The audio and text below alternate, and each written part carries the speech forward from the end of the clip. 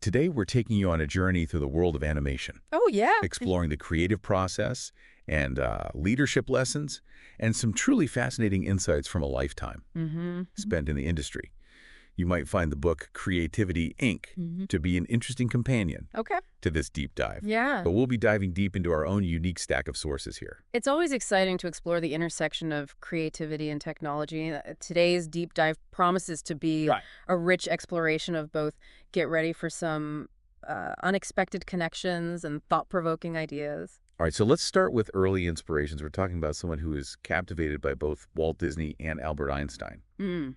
As a kid, what do you make of that two seemingly opposite ends of the spectrum? Absolutely. It speaks to the duality of the creative mind, doesn't it? On one hand, you have Disney, the ultimate dreamer and innovator, conjuring up these fantastical worlds and characters. On the other hand, you have Einstein, the brilliant mind, who decodes the mysteries of the universe, Yeah. explaining what already exists. It's almost like two sides of the same creative coin, invention and explanation. And for this person, it was Disney who really struck a chord, especially after watching an episode of The Wonderful World of Disney Yeah. where Donald Duck was brought to life. Yeah. Imagine that, being a kid and witnessing that kind of magic. It was a true aha moment, that feeling of wonder, the mystery of how static drawings could be imbued with such emotion. Yeah. That's what sparked a lifelong fascination with animation. It's about making you believe that a cartoon duck is a thinking, feeling being, and that's where the real magic lies. It's that moment's connection, that suspension of disbelief that makes animation so powerful.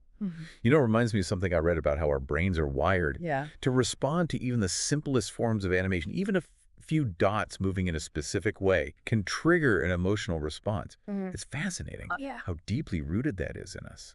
It is. And that innate connection with movement and emotion is something that animators tap into. They understand how to manipulate those elements Right. to tell compelling stories and create characters we care about. Now, it's interesting how this person's journey intertwines with major historical events. We're talking about the launch of Sputnik 1, Yeah. a moment that sent shockwaves through America and it really kick-started the race for technological advancement. Absolutely. Sputnik was a wake-up call, a stark reminder that technological progress was accelerating and falling behind wasn't an option. It led to the creation of ARPA, Yeah. the Advanced Research Projects Agency, which played a huge role in funding research and development, eventually paving the way for the computer revolution as we know it. Yeah. It's incredible how a single event can have such a ripple effect on history. And he started out focused on art, drawing flipbooks, all of that. Then we see this unexpected shift towards physics and computer science. It's like, talk about a plot twist. It's a testament to the winding path that creativity often takes. Sometimes it's not a straight line from point A to point B. Yeah. It's about exploring different avenues, being open to new possibilities, and ultimately discovering where your true passions lie. And that's exactly what happened. Yeah. He met a pioneer in computer graphics. And that's when things really start to take off. This pioneer was a visionary, one of the earliest developers of computer graphics programs, and even the first VR headset. Wow. He was pushing the boundaries of what computers could do, and he was drawn to that cutting-edge world, that sense of limitless potential. And this led him to a pretty ambitious project, creating a digital hand. Now, think about this.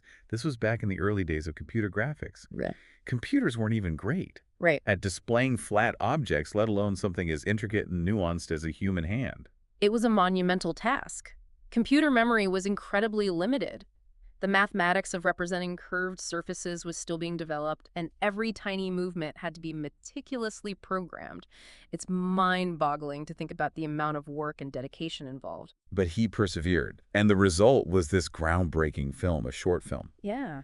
But over 60,000 minutes of work went into those 4 minutes of footage. That's some serious dedication. It truly speaks to his passion and commitment, and the impact was significant. This film, along with another, showcasing a digitized face, set a new standard for computer animation. They even appeared in a feature film, a major milestone for computer animation making its way into the mainstream. So we got someone pushing boundaries, creating amazing visuals. But here's where things get really interesting. He makes this conscious decision to share his research openly now that seems counterintuitive, right? Yeah. Especially in such a competitive field. It was a bold move for sure. At the time, most computer animation companies were incredibly secretive guarding their techniques like precious jewels. They saw it as a race, a battle to be the first to achieve that next big breakthrough. Right. But he, along with a colleague, chose a different path. They believed that collaboration sharing knowledge would ultimately benefit everyone in the field. That's such a refreshing perspective, especially in such a competitive industry. It's like they were planting seeds for a more collaborative and open ecosystem. Do you think that decision had a ripple effect throughout the animation world? Undoubtedly, it fostered a sense of community, a shared pursuit of pushing the art form forward. Right. And I think that had a profound impact on the way animation evolved. It's a reminder that sometimes the most effective way to advance is by helping others advance as well. Now, amidst all this focus on technological innovation, there's a crucial lesson that emerges. Story trumps polish. This is such a fundamental insight. It's about recognizing that no amount of technical wizardry can compensate for a weak story, a compelling story, characters we connect with, emotions that resonate.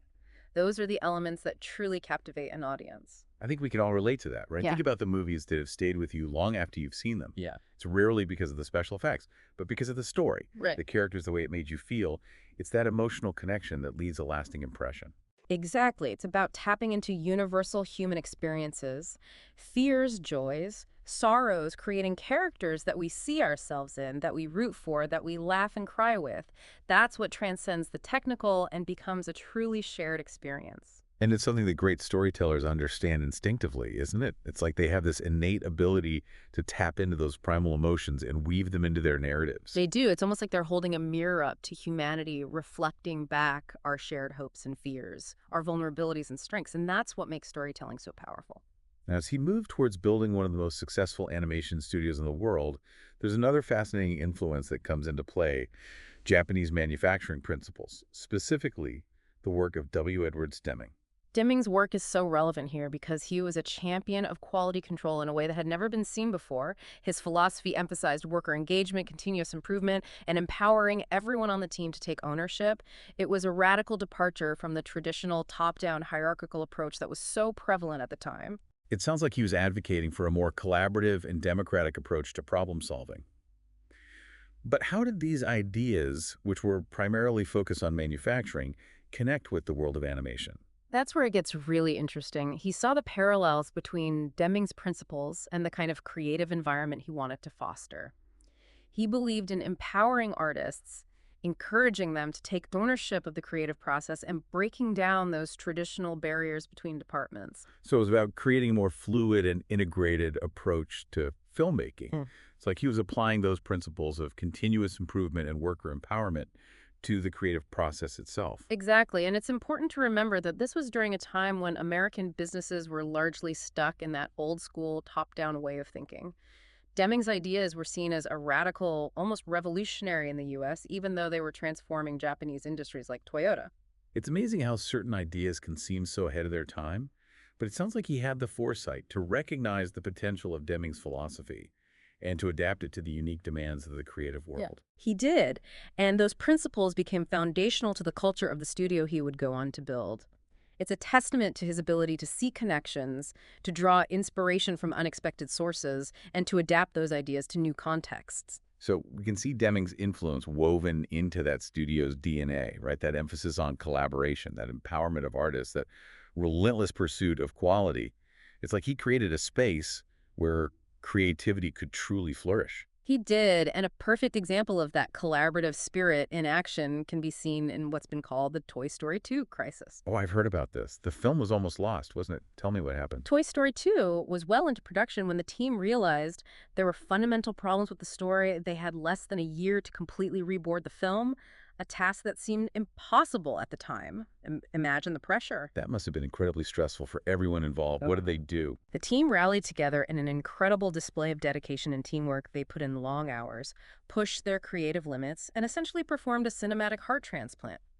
They reimagined the story, added new characters, and turned what could have been a disaster into the classic we know today.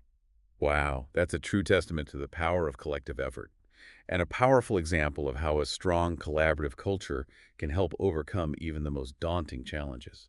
It is, and it also highlights the importance of bold decision-making. The director recognized the need for change and pushed back against initial resistance, understanding that quality couldn't be compromised. It was a risky move, but it paid off in the end. So it's not just about collaboration, it's also about having the courage to speak up, to challenge the status quo, and to fight for what you believe in, even when the stakes are high. Absolutely. And that kind of leadership combined with a culture of trust and shared commitment is what makes extraordinary achievements possible. Now, something else that really stands out about this studio is their brain trust. What exactly is that, and how does it function within their creative process? The Brain Trust is fascinating. It's a group of the studio's most experienced filmmakers who provide feedback and guidance to directors throughout the entire filmmaking process.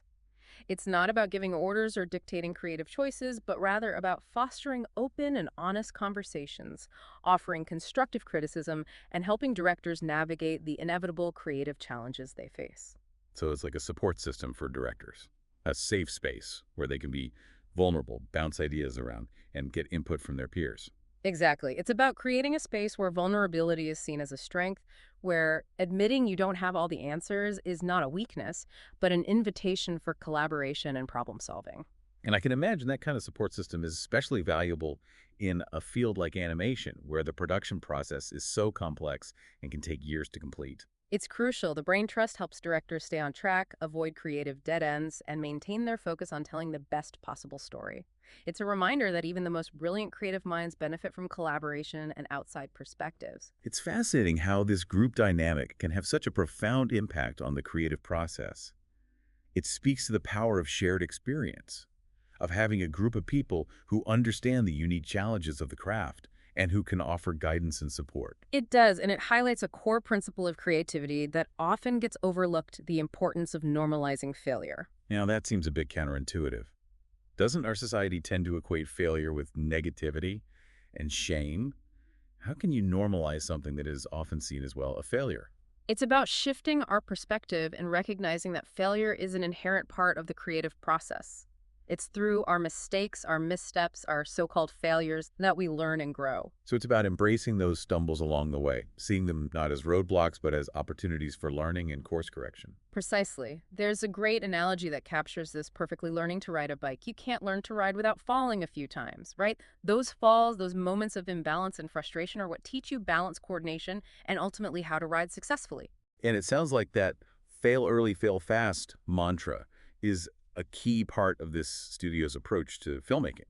It is. It's about encouraging experimentation, risk-taking, and recognizing that not every idea will be a winner, but those so-called failures often lead to unexpected discoveries and ultimately stronger creative solutions. It's like those failures are paving stones on the path to success. Each stumble, each misstep helps you refine your approach, hone your skills, and ultimately reach your destination. That's a great way to put it. They're not detours, they're part of the journey. And it's this perspective on failure that leads to another important concept: exploring the neighborhood. Okay, I'm intrigued. What exactly does exploring the neighborhood mean in this context? Exploring the neighborhood is about embracing that iterative process of trial and error that's so essential to creativity. It's about trying different approaches, venturing down different paths, even if some of them lead to dead ends. It's about gaining a broader understanding of the creative landscape, of the possibilities and limitations of your chosen medium. It's like you're venturing out into uncharted territory, seeing what's out there, gathering inspiration along the way. Exactly. You might not find what you're looking for right away, but you'll inevitably discover something valuable along the way. And that's what fuels the creative process. And this exploration often involves embracing something that our brains aren't naturally wired to embrace: randomness. You're right, our brains are wired to look for patterns to make sense of the world in a linear, predictable way. But randomness, by its very nature, defies categorization and prediction. It throws a wrench in our neatly ordered systems and forces us to confront the unexpected. It's that element of the unknown, the unpredictable, that can make us feel uncomfortable, even a bit anxious. It's like we're wired to crave certainty and control, and randomness throws all of that out the window. It does, but it's also the source of so much creativity and innovation. If we can learn to embrace the unexpected, to see it not as a threat, but as an opportunity, we can tap into a whole new realm of creative possibilities.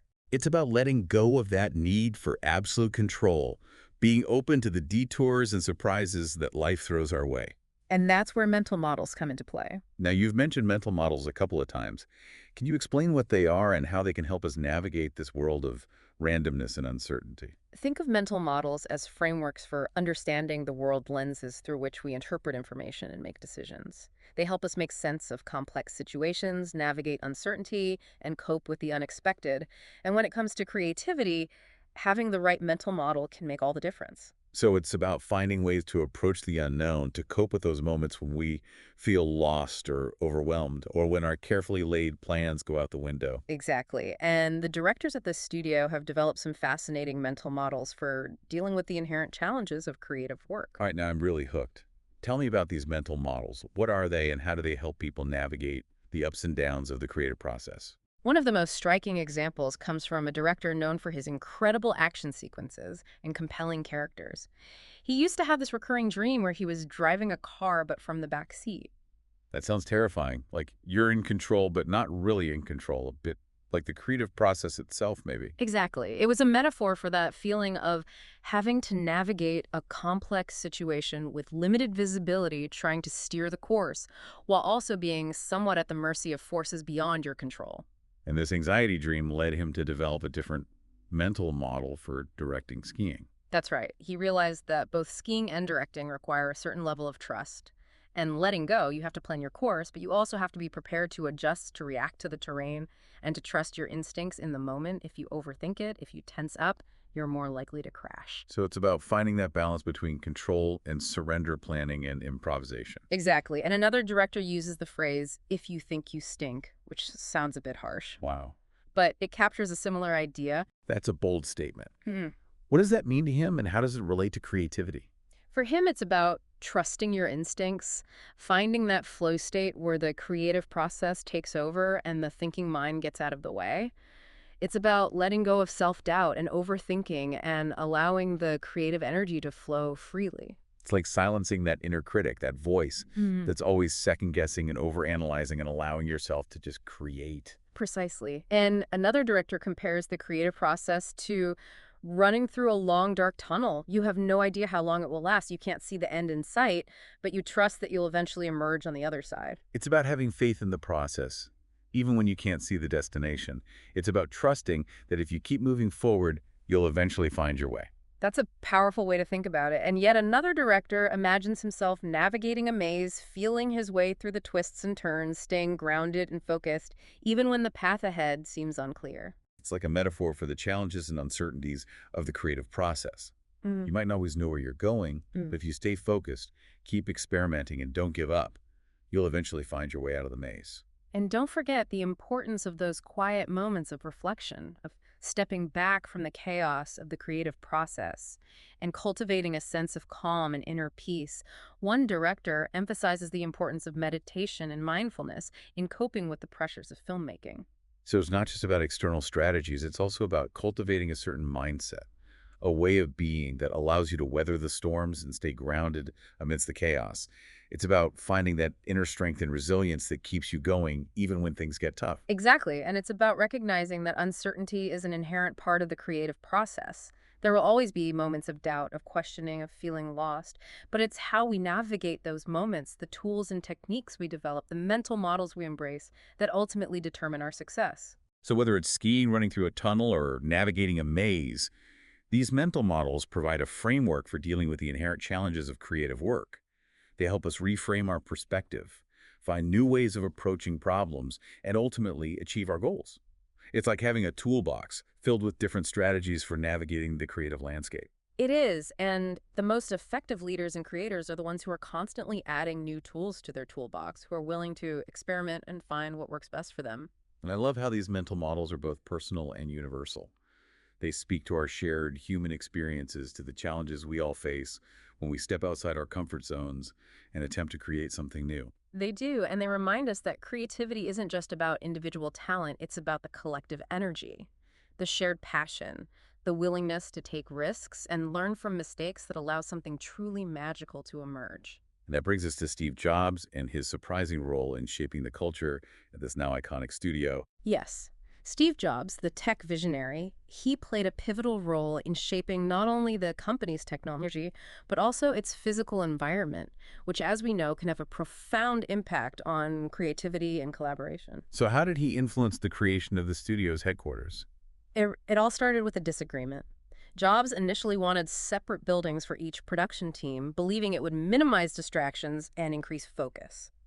That makes sense on the surface, but it seems like it would go against that collaborative spirit that the studio is known for. You're right, and he recognized that. So, to convince Jobs, otherwise, he took him on a road trip. A road trip. Tell me more. Where did they go and what was the purpose of this journey?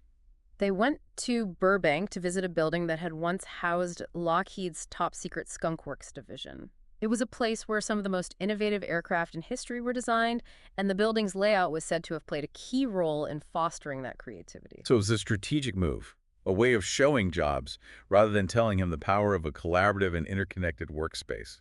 Exactly. And it worked after seeing the Skunk Works building firsthand and understanding how its design facilitated collaboration and chance encounters. Jobs changed his mind.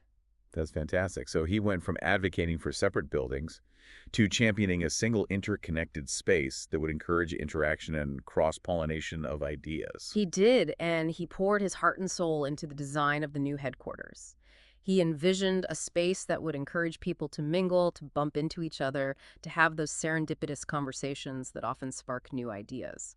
It's almost like he was designing an ecosystem for creativity, a space where ideas could collide and new possibilities could emerge. That's a great way to think about it, and he paid attention to every detail, from the open, inviting staircases to the central atrium where everyone would gather for meals meetings and even impromptu ping pong matches. So he was intentionally creating opportunities for connection and collaboration at every turn. It's like he was designing the building itself to foster those chance encounters and informal interactions that often lead to breakthroughs. He was, and he believed that this kind of environment would not only improve communication, but also foster a sense of community and shared purpose.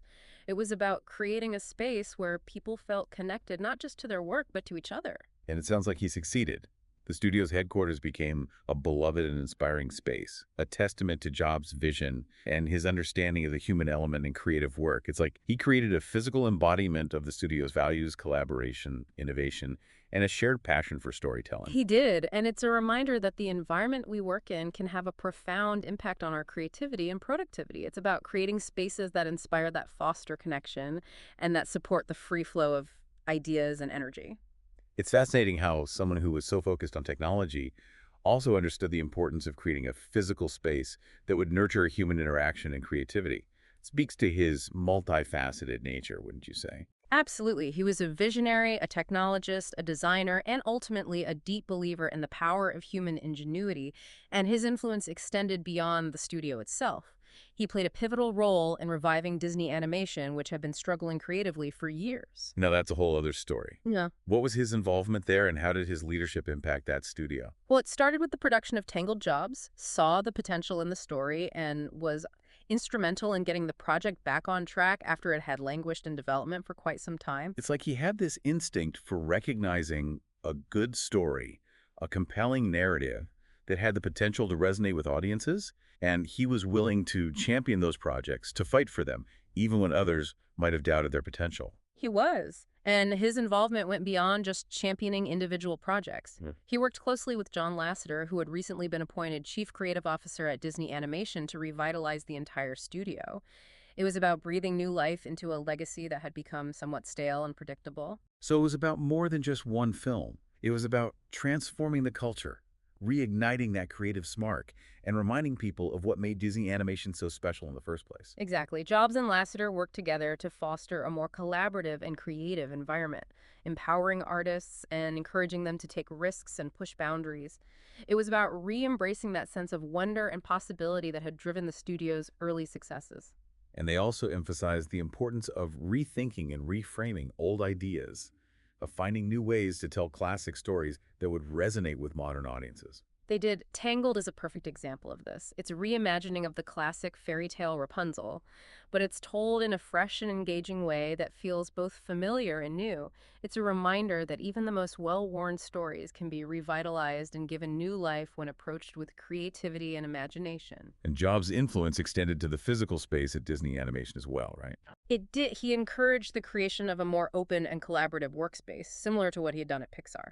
He understood the power of the environment in shaping creativity and collaboration. So he was applying those same principles of fostering connection and creativity, breaking down barriers, and encouraging interaction. It's fascinating how certain ideas, certain approaches to leadership and creativity can be applied across different contexts and achieve remarkable results. It is, and the transformation of Disney animation is a testament to that. It's a reminder that even institutions with long and storied histories can benefit from fresh perspectives, a willingness to embrace change, and a commitment to nurturing creativity. It's remarkable how his influence can be seen in both of these animation powerhouses.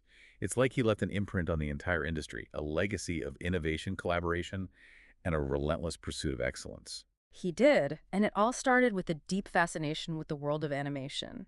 A desire to understand the mysteries of bringing static images to life and imbuing them with emotion and meaning. It's a reminder that even the most extraordinary journeys often begin with a simple spark of curiosity and a willingness to follow where it leads. And speaking of sparks of curiosity, you know what always fascinated me about this person we're discussing today? Hmm. He he never seemed content with simply achieving success. Right. There was this constant drive to improve, to learn, to grow. That's so true. It's like he had this insatiable appetite for knowledge and this constant desire to refine his craft. He did, and that drive led him to explore some really interesting concepts, Okay. like the importance of dailies Yeah. and Okay, postmortems. those sound intriguing. Let's dive into those. What are dailies and postmortems, and how did they become such integral parts of the creative process at the studio? Yeah. Dailies, as the name suggests, are daily review sessions where filmmakers gather to watch and critique the work in progress. It's a chance to catch problems early, get feedback from different perspectives, Right. and make sure everyone is on the same page. So it's like a daily check-in, a way to ensure the project is moving in the right direction and to address any issues before they snowball into bigger problems. Exactly. And postmortems are meetings held after a film is completed to analyze what worked, what didn't, and extract valuable lessons for future projects. It's interesting because it seems like a natural human tendency to want to just move on to the next thing once a project is finished. Yeah. But they made a conscious effort to step back and reflect on the entire process. They did, and those postmortems could be incredibly insightful. Yeah. They revealed hidden strengths and weaknesses, Mm. highlighted areas for improvement, Right. and ultimately led to more effective filmmaking practices. But I imagine it can be tough to be so self-critical, especially after pouring years of your life into a film. It's like you're holding your work up to a microscope and scrutinizing every little detail. You're right, it takes a certain level of humility and a willingness to learn from mistakes, but that's what sets them apart. They understand that continuous improvement requires honest self-assessment and a commitment to learning from both successes and failures. It's about embracing that growth mindset, that belief that you can always get better no matter how successful you already are. It's about recognizing that there's always room for improvement and that the learning process never really ends. It doesn't, and it's that kind of thinking that has allowed them to maintain their position at the forefront of animation for decades. Right. Now, another thing that stands out about them is their commitment to research trips. Ah, yes, the fabled research trips. I mean, Yeah. who wouldn't want to travel the world for inspiration? Right. It's not just about having fun, although I'm sure that's a perk. Research trips are an essential part of their process. They allow filmmakers to immerse themselves in the worlds they're creating, to gather inspiration, and to ensure authenticity in their storytelling. So it's about going beyond the confines of the studio and experiencing the world firsthand. It's about soaking up the sights, the sounds, the smells, the culture, all those sensory details that can enrich a story and make it feel more real. Exactly. For one film, the team spent time in Paris visiting restaurants, learning about French cuisine, and even observing rats in their natural habitat. Preserving rats, now that's dedication. I bet those rats had no idea they were being studied by future Oscar winners. Probably not, but those experiences, however unconventional they may seem, help the filmmakers create a richer and more believable world for their characters to inhabit. And it's not just about exotic locations either. For another film, Mhm. the team went to Scotland to immerse themselves in the culture, the landscape, and the history of that region. Right, it's about finding inspiration wherever it exists, whether it's in a bustling Parisian kitchen or the rugged highlands of Scotland. It's about opening yourself up to new experiences and allowing those experiences to inform your creative process. And I imagine those research trips often lead to unexpected discoveries, things that wouldn't have emerged if they had stayed in the studio. Absolutely. Sometimes the most valuable insights come from those unexpected encounters, those serendipitous moments that you can't plan for. It's about being open to the world, to the surprises it holds, and allowing those experiences to shape your perspective. One thing that always fascinated me about their approach is their embrace of limitations. That does seem counterintuitive. You'd think that creative people would want unlimited freedom and resources, Yeah. but they understand that limitations can actually spark creativity. So it's about finding creative ways to work within constraints. It's like that old saying, necessity is the mother of invention. Exactly, when you have limited resources, you're forced to be more resourceful, to think outside the box, to come up with innovative solutions. And there's a great example of this in one of their films. Oh, tell me about it. What film was it, and how did they turn limitations into an advantage? It was in Monsters, Inc. There's that scene where a character knocks over a giant stack of Oh, CDs. yeah, and another character complains that they were alphabetized. Well, each of those CDs had a unique cover, a shader, that was meticulously designed by the artists. But most of them aren't even visible in the final scene, right? That's right. It's a classic case of what they call the beautifully shaded penny. It's the tendency to lavish attention on details that the audience might never even notice. So how does this connect to limitations? The limitation in this case was time. They had a limited amount of time to create that scene. So Right. they had to make choices about where to focus their energy. And they chose to focus on creating a visually stunning and memorable moment, even if some of the details weren't readily apparent. So it's about being strategic, about where to invest your time and effort. It's about recognizing that you can't do everything, Yeah. and that sometimes you have to make tough choices about what to prioritize. Exactly. And it's a reminder that sometimes the most impactful creative choices involve knowing what to leave out, what to simplify, and where to focus your energy. It's about making those tough decisions and trusting your instincts. Now, another key principle of the studio is the integration of technology and art. It seems like a natural fit for animation, but I imagine there are challenges in finding that balance. You're right. It's about recognizing that technology is a tool, a means to an end.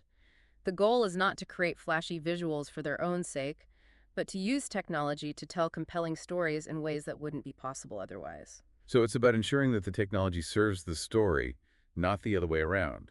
It's about using technology to enhance the storytelling, not to overshadow it. Precisely. And one of the ways they explore this integration is through short experiments. Tell me more about that. What kind of experiments are we talking about? These are short films, often just a few minutes long, that allow filmmakers to explore new ideas, test new techniques, and push the boundaries of animation. So it's like a playground for innovation, a space where they can experiment and take risks Mm, without the pressure of a full-length feature film. exactly. It's a way for them to stay ahead of the curve, to constantly be experimenting and exploring new possibilities. And it's not just about the technology. These short films often tell compelling stories in their own right. That's what's so impressive. They managed to pack so much heart and humor and emotion into such a short amount of time. They do, and it speaks to their mastery of storytelling, their ability to connect with audiences on an emotional level, regardless of the format or length of the film. And these short experiments often serve as a proving ground for new filmmakers. So it's a way to nurture new talent, Yeah. give them an opportunity to hone their craft and to showcase their abilities. It's like a pipeline for future directors and storytellers. You're absolutely right. It's another example of how they're constantly thinking ahead, investing in the future, and ensuring the long-term success of the studio. Now, one thing that really struck me about the person we're discussing is his emphasis on learning to see. What does that mean to him? Learning to see is about going beyond our preconceived notions and biases to truly observe the world around us. Hmm. It's about training your eye to notice the details, the nuances, the things that we might otherwise overlook. So it's about cultivating a sense of awareness of being present in the moment and paying attention to the world around us. Exactly. And it's particularly important in animation where you're creating worlds from scratch. Right. You need to be able to see the world as it is, not as you think it should be. It's like you're training your brain to see things with fresh eyes, to notice the beauty and complexity in the everyday.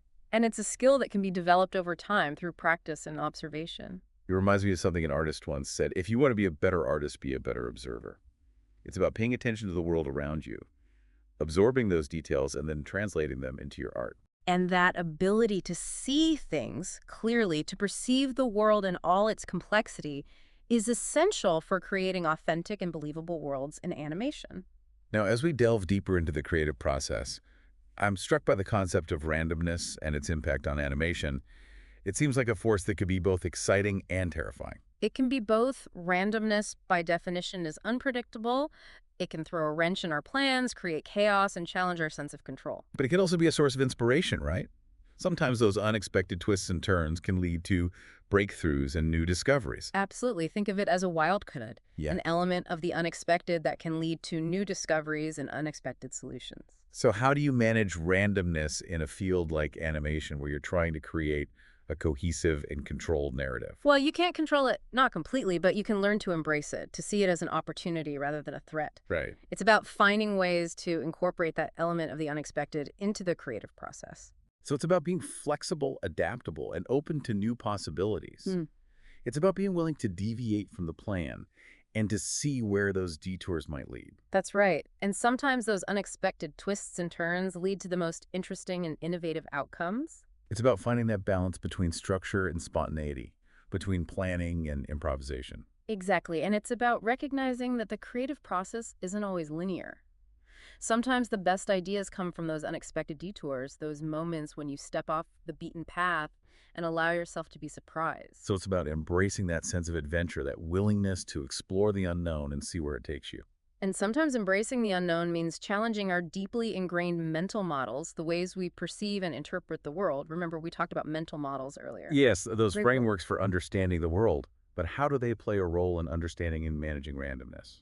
Our brains are naturally wired to look for patterns to make sense of the world in a linear and predictable way.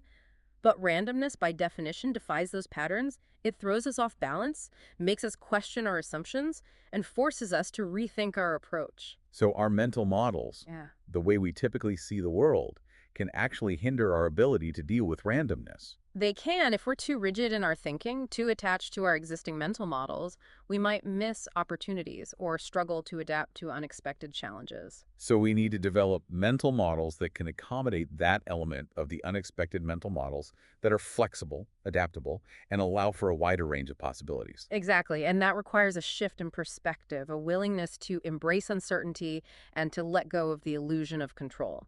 It's about recognizing that we can't always predict what's going to happen, but we can learn to adapt and respond effectively to whatever challenges or opportunities arise. And sometimes that means challenging the very language we use to describe the creative process. Okay, now you've got my attention. Tell me more about this challenge to language. Well, he argues that the phrase "hindsight is 2020" is actually misleading. Hindsight is 2020, but that's such a common expression. What's wrong with it? We tend to think that we can look back on past events with perfect clarity, but that's often not the case.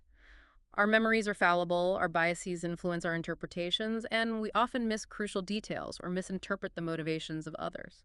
So we're not always as objective as we think we are. Our perception of the past is colored by our present perspective and by all those biases and assumptions that we carry with us. Exactly. And this can lead us to draw the wrong conclusions, to repeat past mistakes, or to miss valuable opportunities for learning and growth. So if hindsight is 2020 is misleading, what's a better way to approach the past? He suggests that we need to be more humble, more open to the possibility that we might not have all the answers. We need to be willing to re-examine our assumptions, to seek out new information, and to challenge our own interpretations of events. It's about embracing that learning mindset, that recognition that we can always learn and grow even from our past experiences. Exactly, and it's about being open to the possibility that our understanding of the past might evolve over time as we gain new insights and perspectives. So it's not about dwelling on the past or beating ourselves up for past mistakes.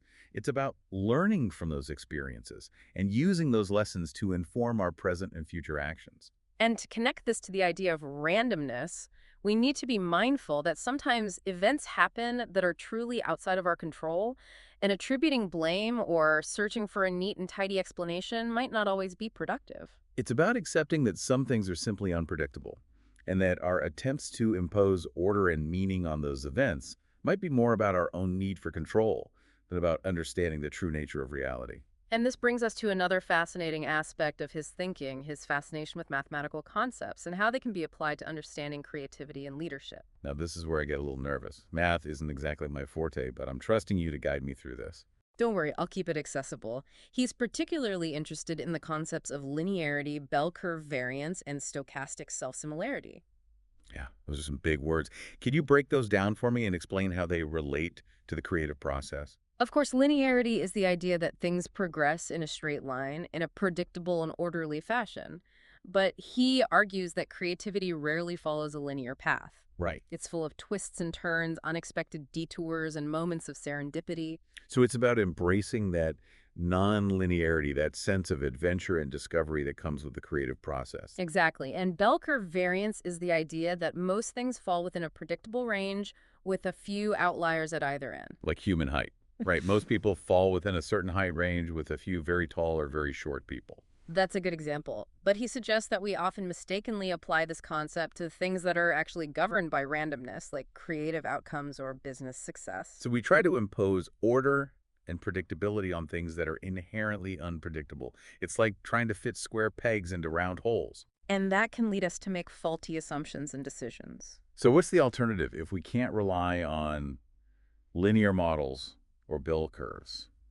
How do we account for that element of randomness? That's where stochastic self-similarity comes in. It's a mathematical concept that describes the phenomenon of patterns that look similar at different scales. Okay, I'm a bit lost. Can you give me a concrete example of that? Think of a coastline. If you look at it from a distance, you see a certain shape. But if you zoom in closer, you see that same shape repeated at a smaller scale. And if you zoom in even closer, you see it again and again and again. So like a fractal pattern, a pattern that repeats itself at different levels of magnification. Exactly. And he argues that this concept can help us understand how randomness operates in complex systems. So it's about recognizing that even in chaos, there can be underlying patterns and structures.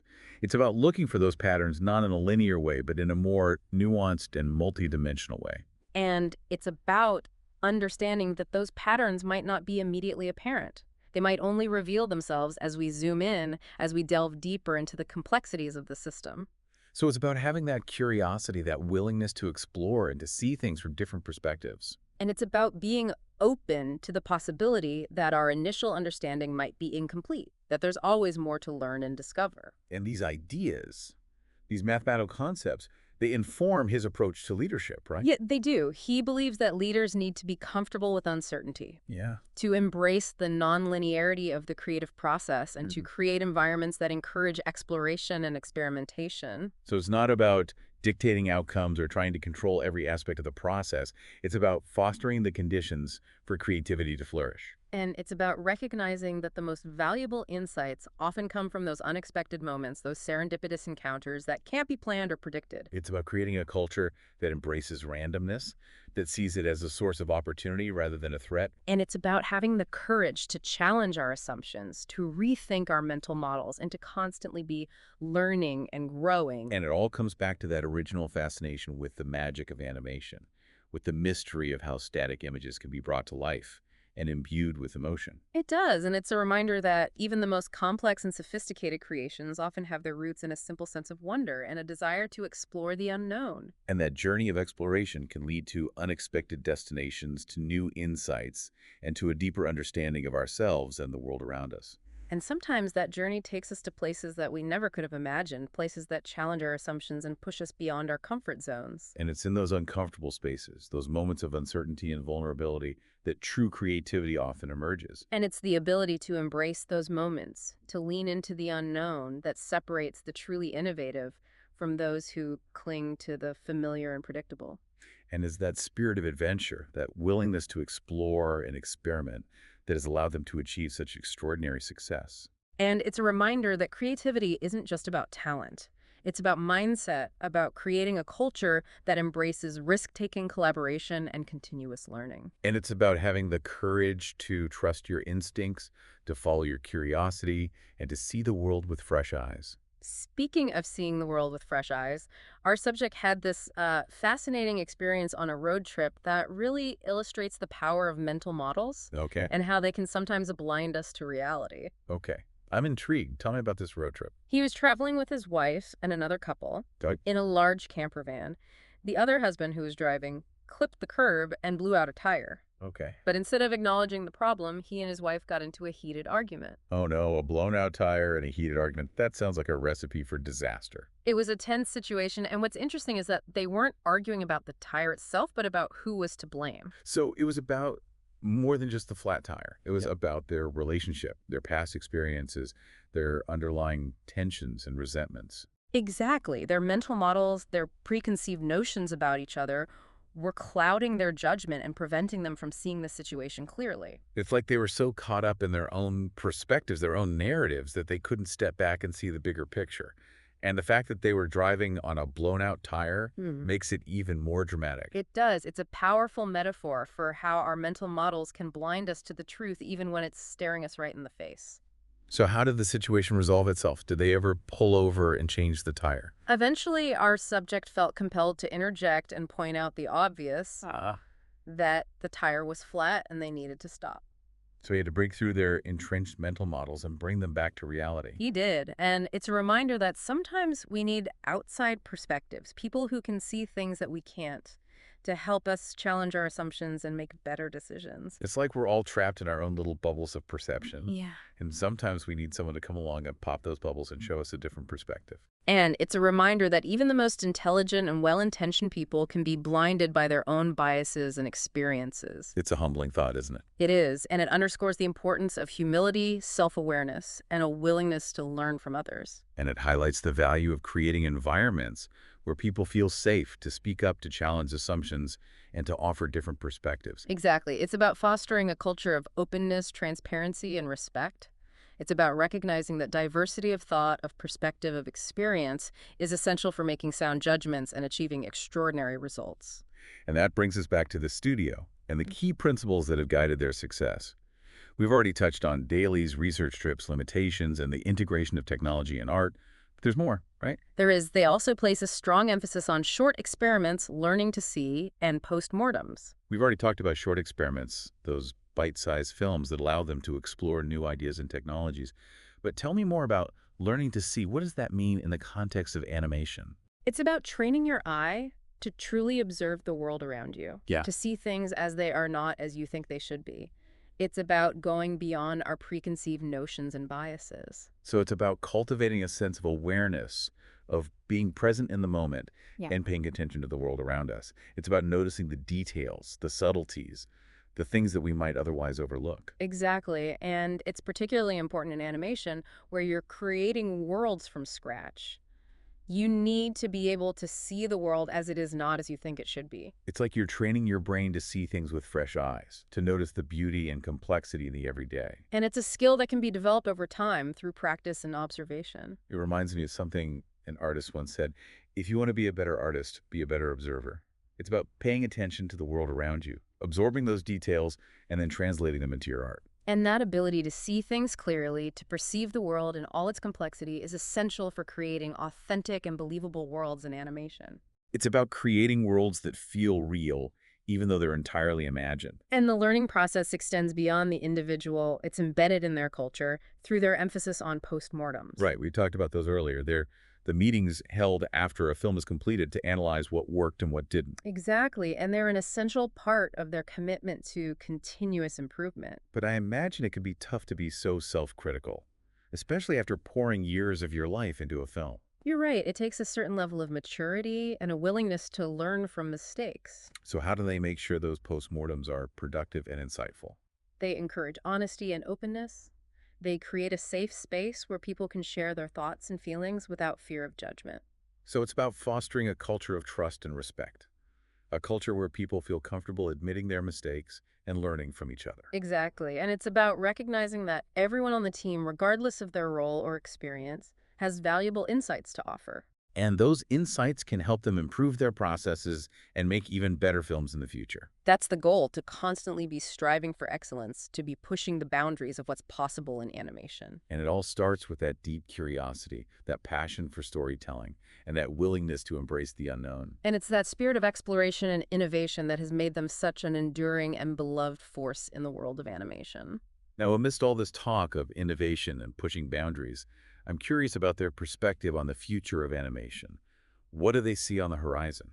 Well, they acknowledge that it's impossible to predict the future with certainty, Right. but they believe that the key to success lies in creating fertile ground for innovation to emerge. So it's about fostering the conditions for creativity to flourish. It's about creating an environment where people feel supported, encouraged, and empowered to take risks. Exactly, and that means nurturing talent, encouraging experimentation, embracing new technologies, and staying true to the principles that have guided their success. So it's about building on their legacy while also being open to new possibilities. And it's about recognizing that the future of animation isn't just about technology, it's about storytelling. It's about finding new and innovative ways to connect with audiences on an emotional level. So it's about the human element, the heart of the story. That's what truly resonates with audiences, and that's what will continue to drive the evolution of animation. Absolutely. Now we've talked about the challenges of managing randomness, of embracing uncertainty. Right. But what about the personal challenges that creative people face? Yeah. How do you cope with the pressure, the self-doubt, the fear of failure that often accompanies creative work? Those are real challenges, and I think anyone who's ever tried to create something, whether it's a painting, a song, a film, or a business, can relate to those feelings of self-doubt and vulnerability. You're right. And the people we're discussing have developed some incredibly insightful mental models for navigating those challenges. Okay, I'm all ears. Tell me more about these mental models and how they help people cope with the pressures of creative work. One common theme is visualization. So it's about creating mental images, seeing yourself succeeding, overcoming obstacles. It's about using the power of imagination to build confidence and resilience. Exactly. It's a way of training your mind to focus on the positive, to believe in your abilities, and to stay motivated even when things get tough. And it's not just about visualizing success. It's about visualizing the process, Right. right? You're right. It's about seeing yourself working through the challenges, navigating the inevitable setbacks, and ultimately achieving your goals. And it sounds like these mental models can be very personal, very specific to the individual. They are. It's about finding what works for you, what resonates with your own experiences and beliefs. There's no one-size-fits-all approach. But the key is to have some kind of framework, some way of understanding and managing the inevitable ups and downs of the creative process. Exactly. And another key mental model is the importance of positive self-talk. So it's about being mindful of your inner dialogue, of the messages you're sending yourself. Precisely, it's about replacing negative thoughts and self-doubt with positive affirmations and encouragement. It's about recognizing that your thoughts have power. They can either propel you forward or hold you back. And it's about choosing to focus on the positive, to believe in yourself and your abilities. And it's about recognizing that setbacks are inevitable, but they don't have to define you. So it's about learning from mistakes, bouncing back from adversity, and using those experiences to become stronger and more resilient. And it's about remembering that creativity is a journey, not a destination. So it's about enjoying the process, embracing the challenges, and celebrating the small victories along the way. And it's about finding joy in the act of creation, in the process of bringing something new and beautiful into the world. And it's that sense of joy, that passion for storytelling that has fueled their success and continues to inspire audiences around the world. And it's a reminder that creativity is a powerful force, one that can transform not only our own lives, but the lives of others. And it's something that we all have within us waiting to be unlocked and nurtured. And it's through embracing uncertainty, through challenging our assumptions, through cultivating our creative potential, that we can truly make our mark on the world. Now, you've mentioned that Steve Jobs played a pivotal role in shaping the culture, Right. but I'm curious about his specific contributions, about how his leadership style impacted the creative process. Well, Jobs was known for his strong vision, his attention to detail, and his unwavering commitment to excellence. And those qualities were evident in his approach to leadership. So he had high expectations. He wasn't afraid to push people to do their best work. He did, but he also understood that creativity requires a certain level of freedom and autonomy. So it wasn't about micromanaging. It was about empowering people to take ownership and to bring their unique talents and perspectives to the table. Exactly, and he had a knack for creating environments that fostered collaboration and innovation. And we've already talked about his role in shaping the studio's iconic headquarters. He understood that the physical space could have a profound impact on the creative process. He wanted to create a space that would encourage people to interact, to share ideas, to be inspired. And he succeeded. The studio's headquarters became a hub of creativity and innovation. He also had a way of challenging people to think differently, Yeah. to push beyond their comfort zones. So he was a catalyst for growth and innovation. He wasn't afraid to shake things up and to encourage people to step outside of their comfort zones. And he had a deep respect for the creative process. He understood that it's not always linear, that it requires a certain level of risk-taking and experimentation. And he was willing to invest in that process to give people the time and resources they needed to create something truly special. And that's one of the reasons why they have been able to consistently produce such high-quality films. It's a testament to his vision, his leadership, and his unwavering belief in the power of creativity. And it's a reminder that great leaders don't just manage people, they inspire them, they challenge them, and they create environments where they can thrive. And it's that kind of leadership that can transform not only companies, but entire industries. And it's a legacy that continues to inspire and influence leaders around the world. Now, one of the most fascinating aspects of this person's journey is his involvement in the revitalization of Disney animation. What was the state of the studio when he first became involved? Disney Animation had been struggling creatively and financially for a number of years. They had lost their way, so to speak. They were stuck in a rut, producing films that felt formulaic and uninspired. Exactly, and they were facing stiff competition from other animation studios. So it was a challenging time for the studio.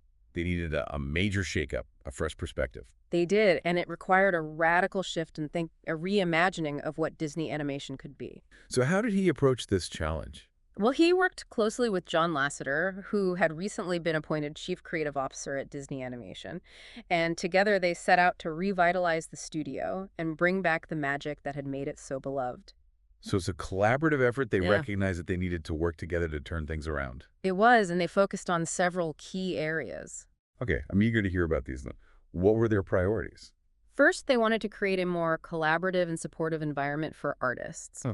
They wanted to empower people to take risks, to experiment, and to bring their unique voices to the table. So it was about fostering a culture of creativity and innovation, a culture where people felt safe to share their ideas and to try new things. Exactly. And they also wanted to reemphasize the importance of story. They believe that the best films are the ones that are driven by compelling characters and emotional narratives. So it was about getting back to the heart of what makes Disney films so special. The stories, the characters, the emotions that connect with audiences on a deep level. And they also wanted to embrace new technologies and techniques. They understood that animation was evolving, and they wanted to make sure that Disney animation was at the forefront of those changes. This is about finding a balance between tradition and innovation, between honoring the legacy of the studio and embracing the future of animation. And they wanted to create more diverse and inclusive workplace. They recognized that the best stories come from a variety of voices and perspectives. So it was about creating a studio that reflected the world around them, a studio where everyone felt welcome and valued. And it was a long and challenging process, but it ultimately paid off. So they were able to turn things around. They were able to revitalize Disney animation and bring it back to its former glory. They were, and the success of Tangled, which was released in 2010, was a major turning point for the studio. It was a critical and commercial success, and it marked a return to form for Disney animation. And it paved the way for a string of hit films, including Wreck-It Ralph, Frozen, Big Hero 6, and Moana. So they were able to create a new golden age for Disney animation. They were, and it's a testament to their vision, their leadership, and their unwavering belief in the power of storytelling. And it's a reminder that even the most iconic and beloved institutions can reinvent themselves and achieve new heights of creativity and success. And it all starts with a willingness to change, to adapt, and to embrace the unknown. And to believe in the power of human ingenuity and the magic of storytelling. And one of the most intriguing aspects of the Disney animation revitalization was the emphasis on creating an environment where people felt excited and energized about their work. Yeah, it makes sense. Enthusiasm is contagious, and I imagine it can really fuel the creative process. How did they go about fostering that sense of excitement? Well, John Lasseter, being the passionate storyteller that he is, believed that people needed to feel that same fire, that same buzz of possibility that had driven the studio's early successes. It's like reigniting that spark, Yeah. reminding people why they fell in love with animation in the first place. Exactly, and he used the analogy of a renovated chapel to describe what he wanted to create at Disney Animation. A chapel, that's an interesting choice of words. What was the thinking behind that? He envisioned a space that was both beautiful and inspiring, a place where people could come together to create something truly special. So it was about creating a sense of reverence for the art of animation. And it was about creating a space that was conducive to collaboration, to the free flow of ideas and energy. And it sounds like that approach resonated with people. Yeah. Expert. It did. It helped to create a more positive and optimistic atmosphere at the studio, which in turn led to more creative risk-taking and a renewed sense of purpose. It's amazing how the environment can have such a profound impact on our creativity and productivity. It's true, and it's something that leaders need to be mindful of, creating spaces that nurture and support the creative spirit. Creating a space that is both physically and emotionally supportive can make all the difference. It's about creating a culture where people feel valued, respected, and inspired to do their best work. And it's about leadership that recognizes the importance of those intangible elements, the things that can't be measured on a spreadsheet, but that have a profound impact on creativity and innovation. Speaking of leadership, there was another key figure at this studio who raised some really thought-provoking questions about their approach to innovation. Ah, yes, Guido Coroni. A brilliant mind and a key figure in the studio's technology department during a discussion about the studio's future. He asked a question that really challenged the status quo. What was the question? He asked, are we getting too comfortable with our success? Wow, that's a bold question to ask, especially when you're at the top of your game. It's like he was challenging them to avoid complacency, to stay hungry, to keep pushing the boundaries. Exactly. He was concerned that having been at the forefront of animation for so long, they might be losing some of their edge, Yeah. that they might be settling into a routine and becoming resistant to change. So it was a call to action, a reminder to never stop innovating, never stop questioning, never stop experimenting. Precisely, he wondered if perhaps they needed to find ways to get leaner, more nimble, to recapture that hunger and drive that had propelled them to the top. It's like he was urging them to embrace that beginner's mindset, that openness to new possibilities, that willingness to learn and grow. And it's a reminder that even the most successful organizations need to be willing to question their assumptions, to adapt to changing circumstances, and to constantly strive for improvement. It's about embracing that growth mindset, that belief that you can always get better no matter how much you've already achieved. And it's a reminder that success isn't a destination, it's a journey. Right. And that journey requires constant vigilance, a willingness to learn from mistakes, and an unwavering commitment to excellence. And that brings us back to the heart of what we've been discussing today, the enduring power of creativity. It's a force that can transform not only our own lives, but the lives of others. It can inspire, it can educate, it can entertain, and it can connect us in ways that we never thought possible. And it's something that we all have within us waiting to be unlocked and nurtured. And it's through embracing uncertainty, through challenging our assumptions, through cultivating our creative potential that we can truly make our mark on the world. Well, I don't know about you, but I'm feeling incredibly inspired after this deep dive. It's remarkable how one person's journey can illuminate so many universal truths about creativity, leadership, and the human spirit. It is, and it's a reminder that even the most extraordinary achievements are often the result of dedication, perseverance, and a willingness to embrace the unknown. And it's a reminder that creativity isn't just for artists. It's a skill that we can all cultivate, a mindset that we can all embrace. And it's a force that has the power to shape not only our own lives, but the world around us. So as we wrap up this deep dive, I'm left with a question for you, dear listener. What personal mental model might help you approach your own creative endeavors? What framework, what analogy, what image can guide you through those inevitable moments of uncertainty and self-doubt? Keep that question in mind as you embark on your own creative journeys. Until next time, keep diving deep.